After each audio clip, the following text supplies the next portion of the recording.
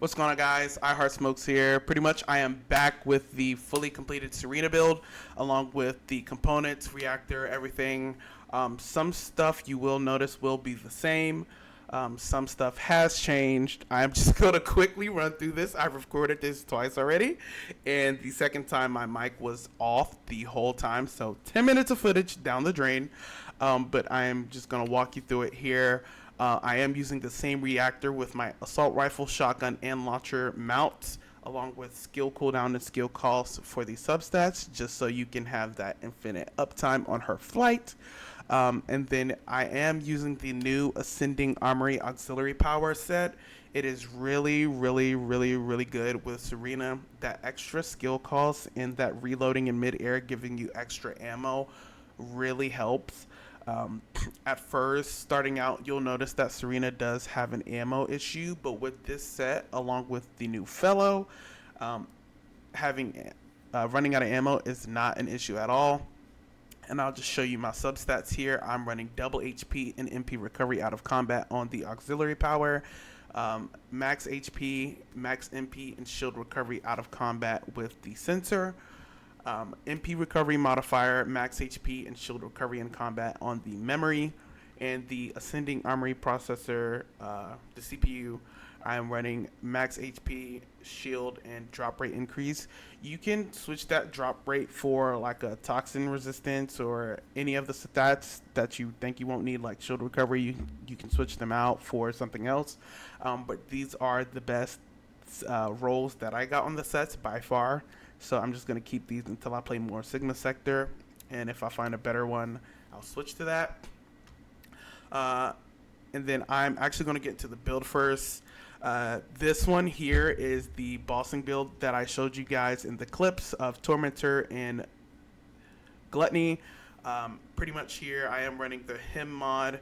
It's just mainly a placeholder. Just so the slot's not empty. I do not like looking at empty slots on my screen. I don't know why. Along with 4 cooldown mods, 2 skill cost mods, and then 2 HP / duration mods. The cooldown focus on fire, focus on singular, nimble fingers, and MP conversion. That's just so you can have really good cooldown on your 1 and your dash, just so you can have way better infinite uptime. I am running increased HP just for more health. I'm running Battle of Stamina for more health, but also more duration on her 1 sub ability or substat, whatever you want to call it. Repentant, which does give the enemy's fire resistance decrease, which does help with the Ancient Knight, which I'll show you in a second.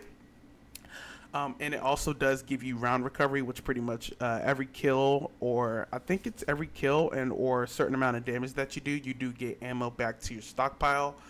So the duration is really good on that, as well as duration for Redemption's Judgment, which is that AoE like explosion damage that she does on firearm attacks.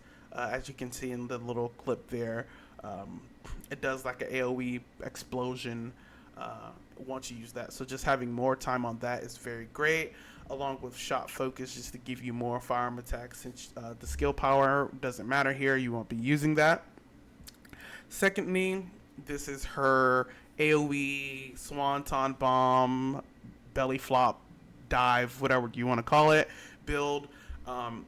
Pretty much very similar to the last one, but I am running non-crit modules since it is a skill-based damage build here. I am running 2 non-crit modules, as well as her skill crit rate only goes up to 30%. So I just thought it would be better to build her out this way, along with skill costs again and multi-talented. The multi-talented is mainly for that dimension active skill cooldown reduction. So you want to proc your dash first and then just go crazy with the belly flop. It will take that 4.6 down just a little bit more so you can keep ground slamming. And that's just a really fun build you can use in 400%, as you saw in the clip there. I think that run, it only took me about 5 minutes to get through all the enemies. I know 3 minutes longer than any Inez run, but if you want to play Serena, it's a really good build you can go for. And lastly, this is just like her support build, which will work really well with the support Ancient Knight build that I'm going to show you. But the main factors in this will just be Passionate Sponsor. Same thing, you're going to be running your skill costs, your cooldowns, but Passionate Sponsor and skill effect range are the only 2 differences from the first build, I believe.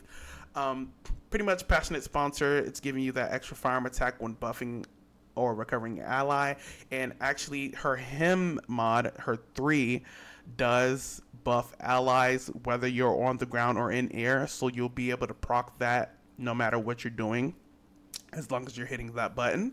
As well as when you use her redemption on the ground, it does give teammates all the stats of prayer of redemption. So that's pretty much all 3 builds for her that I have. I'm just gonna show you my Ancient Knight build. My Smithereens and my Restored Relic aren't finished at all whatsoever, but I am using the Sin of Odds build from YouTube, so you can just look on his YouTube channel for those. But for the Ancient Knight builds, this is the gun build that I use in both of the boss clips that you saw. It is really, really good, really strong. It does focus around multi-hits because this gun has very low crit rate, very low crit damage. It also does have pretty decent weak point, along with Ultra Precision Strike, just since you're going to be aiming for the weak points anyways. Just running 4 weak point modules, it does make the gun really good. The main one being multi-hit induction, which is on weak point hits. Multi-hit chance is plus 0.5% for 5 seconds, up to 10 stacks, which is 57%, along with this multi-hit chance being 30, and the extra 40% you get from Serena being in the air. You're already maxing it out. So you'll pretty much be hitting every bullet will be hitting multi-hit damage, along with the multi-hit damage here and reducing the critical hit damage. The gun doesn't have good crit, so you're not going to be worrying about crit anyways, so that's pretty good. Along with Ultra Precision Strike, which just gives you more weak point. And then this build is the support-esque build, I should say, that's going to work well with that support Serena build that I showed you, mainly due to multi-circulation. So when granting a buff or using a recovery skill on allies, you get more multi-hit damage for 15 seconds up to 5 stacks, which is going to total out to, let's see here, 16.5 times 5.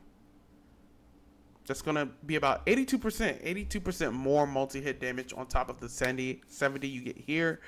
So I believe that is about 150, 160, maybe 170. My math is like all the way off right now. But yeah, this will be really good. Between this Passionate Sponsor and Shot Focus, you're going to be putting out a lot of damage. This is the build I'm thinking about using for Void Erosion. I haven't had yet to test it, just because the only downside of Void Erosion is that you're like walking through these tiny corners and spaces, and you're not going to be able to be in the air as much as Serena. So it could be good just to get to like the Void Erosion boss fight. Um, but that's pretty much it for that. This gun could be good in Void Vessel as well, especially once you get to that boss fight. Um, but this build, these two builds, I would say would be some of the best. And I'll actually show you my weapon course as well. I am running double fire rate attack, excuse me, not fire rate attack, fire attack, and double firearm ATK. I do need to get that fire ATK up to gold and to a 10 core, not a 9 core. Um, and the reason I'm building it to fire there is because the gun does come with a base firearm attack of 5,875, as you can see right there. Actually, the new weapons, not just the Ancient Knight, but the new Malevolent as well, comes in with the built-in attribute. This one is Toxic. And then the Ancient Knight is fire. I haven't seen the second guns yet. I can assume that the Flame Beam Rifle will be fire as well. But as for the new Sniper Rifle, I'm not sure if that one does come with a built-in attribute. But this is what I'm running as well. I'll show you the unique ability, which does give you more multi-hit damage when you're in the air. So this, along with Serena, along with all of the modules I showed you, just makes this weapon a fucking powerhouse. This build is really good. This weapon is really good. Like I said, low crit rate. There's no point in building into that when multi-hits in the game now. But yeah, if you guys have any questions, don't be afraid to shoot me a message on Discord or comment down below. Thank you for all the love. Peace out.